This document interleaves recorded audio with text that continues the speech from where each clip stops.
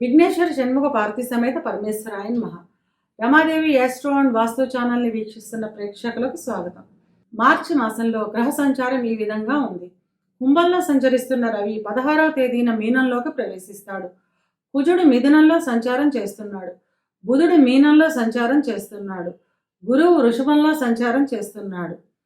కుంభంలో సంచరిస్తున్న శుక్రుడు 2వ తేదీన మీనంలోకి ప్రవేశిస్తాడు. గత 2.5 సంవత్సరాలుగా కుంభంలో సంచరిస్తున్న శని 29వ తేదీన మీనంలోకి ప్రవేశిస్తాడు. రాహు మీనంలోను, కేతువు కన్యలోను సంచారం చేస్తున్నారు. ఈ గ్రహస్థితిని ఆధారంగా చేసుకొని తులారాశి వారికి మార్చి మాస ఫలితాలు ఎలా ఉన్నాయో, చిన్న చిన్న పరిహారాలు ఏం చేసుకోవాలో చూద్దాం.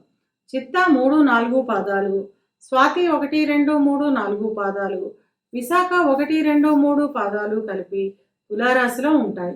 తులారాశికి అధిపతి శుక్రుడు. తులారాశి వారికి మాసం చాలా అనుకూలంగా ఉంటుంది. మొదటి 2 వారాలు సామాన్యంగా ఉన్నప్పటికీ 3వ వారం నుంచి ఆర్థికంగా చాలా అనుకూలంగా ఉంటుంది. ఈ నెలలో మీకు ఊహించని లాభాలు, ఊహించిన సంపాదన ఉంటుంది. అంటే మీరు ఊహించిన దానికంటే అధికమైన లాభాలు, అధికమైన సంపాదన ఉంటుంది. అయినప్పటికీ ఏదైనా పెట్టుబడులు పెట్టే విషయంలో ఆలోచించి పెట్టడం చాలా అవసరం. ఈ మాసంలో మత పెద్దలను లేదా ఆధ్యాత్మిక ప్రముఖులను కలుసుకునే అవకాశం ఉంటుంది. నూతన వాహనాలు లేదా స్థిరాస్తిని కొనుగోలు చేస్తారు. ఇక విద్యార్థుల విషయానికి వస్తే విద్యార్థులకి ఈ మాసం చాలా అనుకూలంగా ఉంటుంది. రాసిన ప్రతి పరీక్షలోనూ మంచి ఫలితాలను సాధిస్తారు. విద్యపై ఆసక్తి పెరుగుతుంది. మీరు కోరుకున్న విద్యా సంస్థల్లో ప్రవేశాన్ని పొందుతారు. విదేశాలకు విద్య నిమిత్తం వెళ్ళాలి అనుకునే వారికి ఈ మాసం చాలా అనుకూలంగా ఉంటుంది. ఉద్యోగ ప్రయత్నం చేసేవారికి మొదటి 2 వారాలు అనుకూలంగా ఉంటుంది. ఉద్యోగం చేస్తున్న వారికి ఈ మాసం ఉద్యోగంలో ఉన్నతి ఉంటుంది. పై అధికారుల నుంచి సహకారం లభిస్తుంది. ఈ నెలలో మీకు ఉద్యోగ మార్పు లేదా దూర ప్రాంతాలకు బదిలీ అవడం వంటి ఫలితాలు ఉంటాయి. 2వ వారం తర్వాత వచ్చే మార్పులు ఆనందంగాను అనుకూలంగానూ ఉంటాయి. అంటే 2వ వారం తర్వాత మీకు ట్రాన్స్ఫర్ అవ్వడము లేదా ప్రమోషన్లు రావడము అలాంటి ఫలితాలు ఉంటాయి. అవి మీకు ఆనందదాయకంగానే ఉంటాయి. ట్రాన్స్ఫర్ అవ్వడం అంటే మీకు నచ్చిన చోటుకే ట్రాన్స్ఫర్ అవ్వడం, మీరు ప్రయత్నిస్తున్న చోటుకి ట్రాన్స్ఫర్ అవ్వడం వంటి ఫలితాలు ఉంటాయి. అందుకని మీకు ఆనందదాయకంగానే ఉంటుంది. గత కొంతకాలంగా పై అధికారుల నుంచి ఎదుర్కొంటున్న సమస్యలు, ఒత్తిడి, ఆందోళన ఈ మాసంలో తగ్గుముఖం పడతాయి. ఈ సమయంలో మీరు చేపట్టిన పనులన్నీ విజయవంతంగా పూర్తి చేయగలుగుతారు. ఇక వ్యాపారస్తుల విషయానికి వస్తే వ్యాపారం చేస్తున్న వారు మంచి లాభాలను, ఎదుగుదలను సాధిస్తారు. మీరు గతంలో ప్రారంభించిన వ్యాపార సంస్థలకు ఆర్థిక సహాయం అందడం లేదా వ్యాపారాభివృద్ధి విషయంలో మీ జీవిత భాగస్వామి లేదా బ్యాంకు నుంచి కొంత సహాయం పొందడం వంటి ఫలితాలు ఉంటాయి. అంటే మీరు ఏదైనా వ్యాపారం ప్రారంభించి ఉంటే అది ఆర్థికంగా ఇబ్బంది పడుతూ ఉంటే మీ భార్య నుంచి సహాయం పొందడం, అంటే ఆవిడ నుంచి వచ్చిన ఆస్తితోటి లేకపోతే ఆవిడే మీకు సహాయం చేయడము, లేదా బ్యాంకు నుంచి రుణాలు మంజూరు అవ్వడము వంటి ఫలితాలు ఉంటాయి. కొత్తగా వ్యాపారం ప్రారంభించాలి అనుకుంటున్న వారికి ఈ మాసంలో వ్యాపారం ప్రారంభించడం అంతగా అనుకూలించదు. అంటే కొత్తగా వ్యాపారం ప్రారంభించాలనుకునే వాళ్ళు మాత్రం ఈ మాసం వాయిదా వేసుకోవడం మంచిది.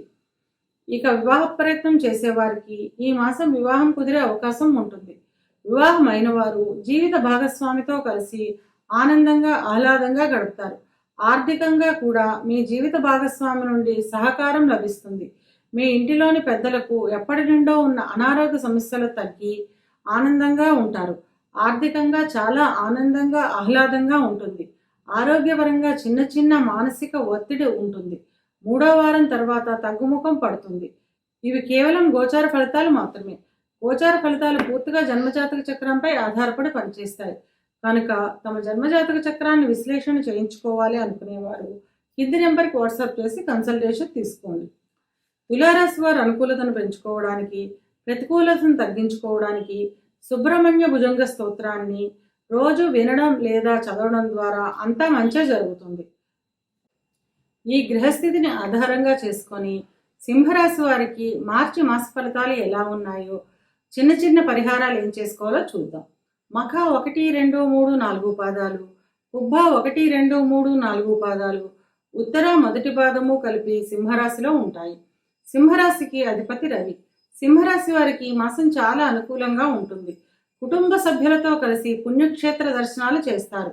ధన ఆదాయం అధికంగా ఉంటుంది. అంతకు మించిన ధన వ్యయం కూడా ఉంటుంది. ఈ మాసంలో చిన్న చిన్న అనారోగ్య సమస్యలు ఉంటాయి. ఉన్నప్పటికీ రెండవ వారం తర్వాత ఆరోగ్యపరంగా చాలా ఆనందదాయకంగా ఉంటుంది. స్థిరాస్తులను కొనుగోలు చేస్తారు. ఇక విద్యార్థుల విషయానికి వస్తే విద్యార్థులకు ఈ మాసం చాలా అనుకూలంగా ఉంటుంది. విద్యలో చిన్న చిన్న ఆటంకాలు ఎదురైనప్పటికీ విద్య పట్ల వీరికి ఉన్న ఏకాగ్రత ఆసక్తి వల్ల చదువులో బాగా రాణిస్తారు. అంటే విద్యలో చిన్న చిన్న ఆటంకాలు అంటే జ్వరము రావడము, ఒళ్ళు నొప్పులు రావడం ఇలాంటి ఇబ్బందులు ఉంటాయి. ఇలాంటి ఇబ్బందులు ఉన్నప్పటికీ కూడా ఎక్కువ ధ్యాస పెట్టి చదవడం వల్ల చదువులో బాగా రాణిస్తారన్నమాట. పరీక్షల్లో ఆశించిన ఫలితాలను పొందుతారు. విదేశ ప్రయత్నాలు చేసేవారికి ఈ మాసం చాలా అనుకూలంగా ఉంటుంది. అంతేకాకుండా గురువుల సహకారంతో చదువు విషయంలో ఆటంకాలన్నీ తొలగించుకోగలుగుతారు. అంటే ఇలా చిన్న చిన్న జ్వరాలని చిన్న చిన్న ఆరోగ్య సమస్యలు రావడం వల్ల చదువులో ఆటంకాలు వస్తాయి. వచ్చినప్పటికీ కూడా టీచర్ల సహకారంతో గురువులు ఎవరైతే ఉన్నారో విద్య బోధించే వాళ్ళు ఆ టీచర్లు అంటాం కదా, వాళ్ళ సహకారంతో ఈ ఆటంకాలన్నీ తొలగించుకుని మంచి ఫలితాలను సాధించగలుగుతారనమాట. ఉద్యోగ ప్రయత్నం చేసేవారికి రెండవ వారం తర్వాత ఉద్యోగం లభించే అవకాశం ఉంటుంది. ఉద్యోగం చేస్తున్న వారికి మిశ్రమ ఫలితాలు ఉంటాయి. కార్యాలయంలో పరిస్థితుల్లో మూడవ వారం నుంచి అనుకూలంగా ఉంటాయి. ఈ మాసం మొదట్లో కార్యాలయాల్లో చిన్న చిన్న సమస్యలు ఉంటాయి. ఆ సమస్యలన్నీ మూడో వారం నుంచి అనుకూలంగా మారుతాయి అన్నమాట. వృత్తిపరంగా మార్పు కోరుకుంటున్న వారు మూడో వారం వరకు వేచి ఉండడం మంచిది. మూడో వారం తర్వాత మీ వృత్తిలో ఎదుగుదల లేదా మెరుగైన పరిస్థితి ఉంటుంది. మీరు కోరుకుంటున్న స్థానాన్ని పనులలో ఒత్తిడి ఆటంకాలు పూర్తిగా తగ్గుతాయి. అంటే ఎవరైతే ట్రాన్స్ఫర్ల గురించి ఎదురు చూస్తున్నారో లేదా ప్రమోషన్స్ గురించి ఎదురు చూస్తున్నారో వాళ్ళు మూడో వారం వరకు వేచి ఉండాలి. అంటే మూడో వారం తర్వాత అవన్నీ వచ్చే అవకాశం ఉంటుంది అనమాట. ఎవరైతే స్థాన మార్పులు అంటే ట్రాన్స్ఫర్ల గురించి ఎవరు ఎదురు చూస్తున్నారో ప్రమోషన్ల గురించి ఎదురు చూస్తున్నారో అవన్నీ మూడో వారంలో వచ్చే అవకాశం ఉంటుందన్నమాట. ఉద్యోగ నిమిత్తం విదేశాలకు వెళ్ళాలి అనుకునే వారికి ఈ మాసం చాలా అనుకూలంగా ఉంటుంది. ఇక వ్యాపారస్తుల విషయానికి వస్తే ఈ మాసం వ్యాపారం చాలా అనుకూలంగా ఉంటుంది. కొత్త వ్యాపారాలను ప్రారంభించడం లేదా కొత్త ఒప్పందాలపై సంతకం చేయడం, వ్యాపారాన్ని విస్తరించడం వంటి పనులు చేస్తారు. ఇక భాగస్వామి వ్యాపారానికి వస్తే భాగస్వాముల మధ్యన మంచి సహకారం ఉంటుంది. ఈ సమయంలో వ్యాపారంలో ఆర్థిక అభివృద్ధి బాగుంటుంది. పెట్టిన పెట్టుబడులపై మంచి రాబడి ఉంటుంది. వివాహ ప్రయత్నం చేసేవారికి రెండవ వారం తర్వాత వివాహం కుదిరే అవకాశం ఉంటుంది. వివాహం అయిన వారు కుటుంబంతో కలిసి ఆనందంగా ఆహ్లాదంగా గడుపుతారు. కుటుంబ సభ్యులతో కలిసి పుణ్యక్షేత్ర దర్శనాలు చేసుకుంటారు.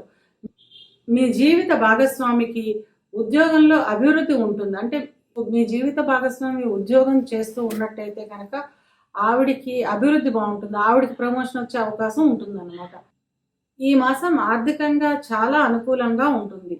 ఎప్పటి నుంచో ఉన్న చిన్న చిన్న అనారోగ్య సమస్యలు ఈ మాసం తగ్గుముఖం పడతాయి. ఇక సింహరాశి వారికి ఇక ముఖ్యంగా చెప్పేది మార్చి 29వ తేదీన శనిగ్రహ స్థాన మార్పు ద్వారా వీరికి అష్టమ శని ప్రారంభం అవుతుంది. అష్టమ శని ప్రారంభమైనప్పటి నుండి ఆకస్మిక అనారోగ్య సమస్యలు, ఆకస్మిక ధన వ్యయము ఉంటుంది.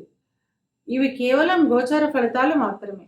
గోచార ఫలితాలు పూర్తిగా జన్మజాతక చక్రంపై ఆధారపడి పనిచేస్తాయి కనుక తమ జన్మజాతక చక్రాన్ని విశ్లేషణ చేయించుకోవాలి అనుకునేవారు కింది నెంబర్కి వాట్సాప్ చేసి కన్సల్టేషన్ తీసుకోండి. సింహరాశి వారు అనుకూలతను పెంచుకోవడానికి, ప్రతికూలతను తగ్గించుకోవడానికి సోమవారం రోజున శివునికి అభిషేకం చేయించడం ద్వారా అంతా మంచిగా జరుగుతుంది.